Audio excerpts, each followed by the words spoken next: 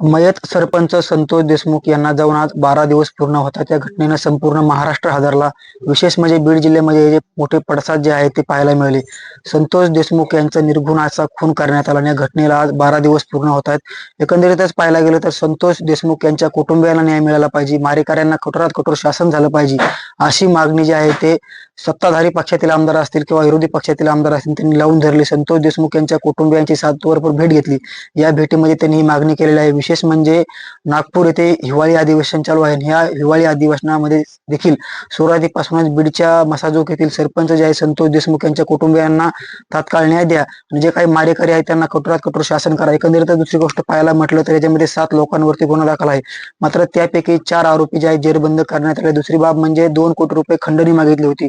एक वाल्मिक कराड आणि विष्णू चाटे त्यांचे मावस भाऊ आहेत, त्यांना पोलिसांनी बेड्या ठोकलेल्या आहेत. मात्र आणखी 3 आरोपी अद्याप फरार आहेत. त्याच्यामध्ये जो अपहरण करण्यामध्ये प्रमुख सूत्रधार आणि खुनामध्ये प्रमुख सूत्रधार आरोपी आहे सुदर्शन घुले, तो फरार आहे. त्याच्यासोबत आणखी 2 आरोपी फरार आहेत. एकूण 3 आरोपी अद्यापर्यंत पोलिसांनी अटक केलेली नाही. मात्र यावरती आज राज्याचे मुख्यमंत्री देवेंद्र फडणवीस यांनी निवेदन केलेले आहे की जे संतोष देशमुख यांचं कुटुंब आहे त्यांना न्याय मिळाला पाहिजे. दुसरी बाब म्हणजे ज्यांनी खंडणी मागितली त्यांच्यावरती मोका अंतर्गत कारवाई करण्यात येईल आणि जे की आरोपी आहेत आरोपींना देखील कठोरात कठोर शासन करू. दुसरी बाब म्हणजे या प्रकरणाची न्यायालयीन चौकशी करू. CID मार्फत देखील चौकशी आहे. विशेष म्हणजे SIT स्थापन करण्यात आलेली आहे. मात्र या कुटुंबाला एक कोणताही व्यक्ती गेला तर त्याची उणीव पैशामधून भरून निघत नसते. मात्र यांच्या कुटुंबाला एक 10 लाखाची मदत देखील राज्याचे मुख्यमंत्री देवेंद्र फडणवीस यांनी केलेली आहे. माझ्यासोबत हे जे काही कुटुंबीय आहेत संतोष देशमुख यांच्या आई असतील, पत्नी असेल, मुलगी असेल आणि संपूर्ण त्यांचा नातेवाईकांचा घोटाळा आहे. आणि मी सध्याला सर्वप्रथम ज्या आईचा पोटचा गोळा गेलाय संतोष देशमुख यांचं आज 12 दिवस पूर्ण होत आहेत, ते आई माझ्यासोबत आहेत. काय भावना अनावर होत आहेत, क्षण खूप ह्याचा आहे, भावनिकतेचा आहे, विचारायला नाही पाहिजे. पण मात्र तुमचे देखील काही मागण्या समाजासमोर गेल्या पाहिजेत, सरकारसमोर गेल्या पाहिजेत. आज मुख्यमंत्री देवेंद्र फडणवीस यांनी सकारात्मक असं निवेदन केलेलं आहे. काय वाटतंय, तुम्ही या निवेदनावरती समाधानी आहेत का? तुम्हाला काय तुमची मागणी नव्हे? मागणी काहीच नाही. मला ही सगळ्यांना न्याय भेटलाच पाहिजे. माझ्या बाळाला केलं तसं त्या किती 7 जण होते त्यांना करून मला पाहायलाच भेटलं पाहिजे. आणि आम्ही सगळे जण आहे, आम्हाला संरक्षणच भेटलं पाहिजे. नक्कीच पाहायला गेलं तर तुमच्या मुलाला जाऊन आज 12 दिवस पूर्ण होत आहेत. 4 आरोपी अटक आहेत, 3 आरोपी फरार आहेत.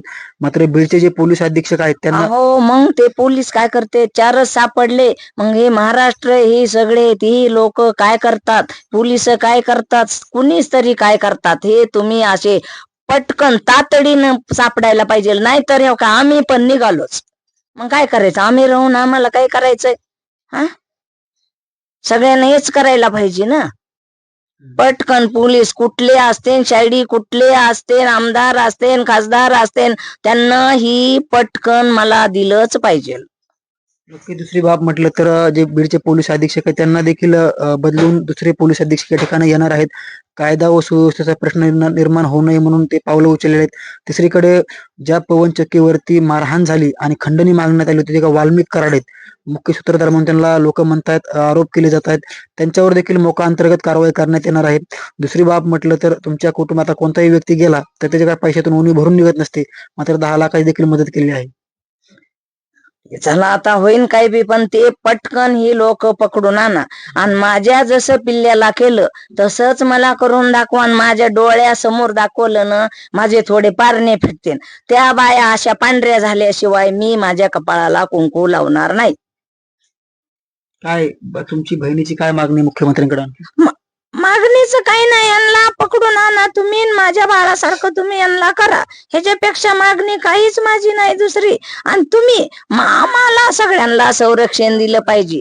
आज संतोष देशमुखाची मुलगी आहे, ती कॉलेज करती, तिला समजा डॉक्टर व्हायचंय. आपल्याला एवढं काही दुसरं समजत नाही.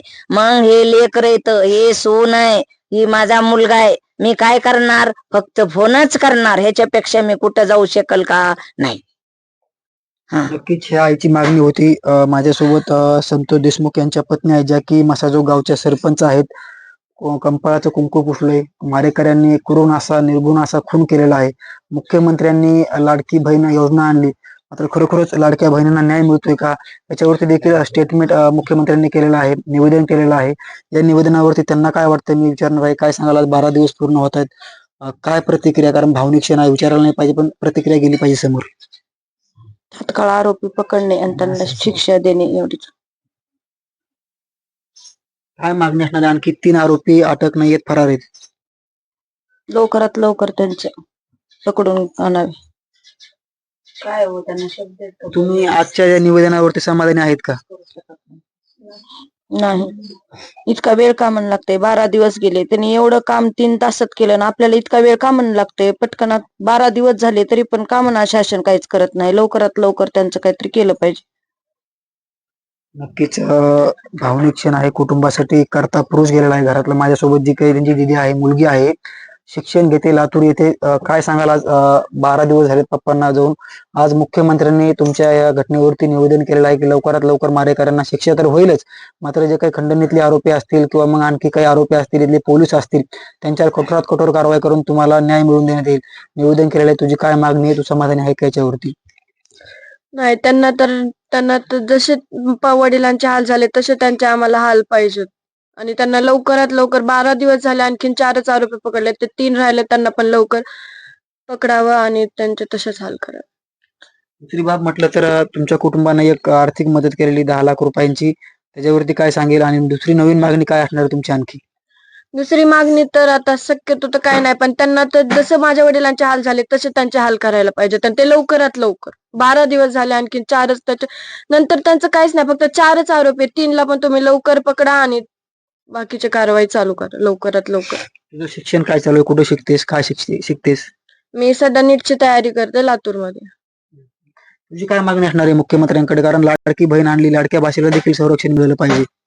संरक्षण हवंय आणि आरोप्यांना लवकरात लवकर, जेवढं लवकर होईल तेवढं लवकरात लवकर त्यांना अटक करा. मुख्यमंत्री देवेंद्र फडणवीस यांनी जे निवेदन केलं त्यांच्यावरती तुमचा परिवार सहमत आहे का किंवा समाधानी आहे का? काय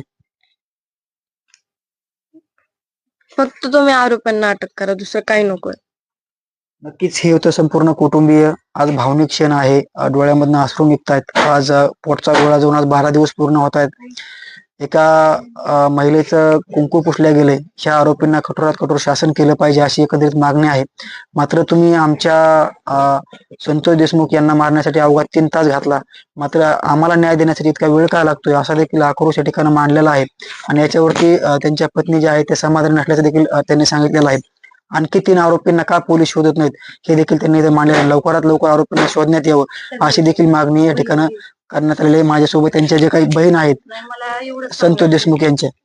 लाडकी बहीण हा लाडकी काय तुम्ही संरक्षण करतात ना? लवकर लवकर लाडकी बहीण म्हणल्यावर तुम्ही बहीण मानताय ना, तर लवकरात लवकर तात्काळ व्हायला पाहिजे होतं ना. हे खूप खूप वेळ गेलेत, खूप वेळ गेलेत. ही कसली लाडकी बहीण आहे? ही ह्याला लाडकी बहीण मानता येत नाही. माझं फडणीसला निवेदन आहे.